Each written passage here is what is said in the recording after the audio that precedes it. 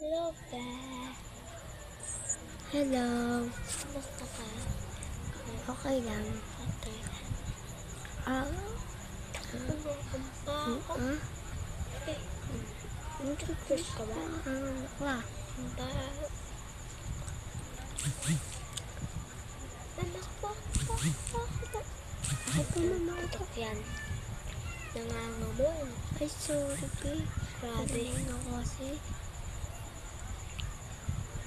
Toothbrush ka ba? Ang baho. Paano po ako Pili na ako sa sa kantin? toothbrush. Bibili lang po ako. Kaya mo dyan. Ang baho, toothbrush mo. Limang tawas. Iyo, tawas mo. Thank you rin. Wala, baka ko naman kailangan mo. Okay.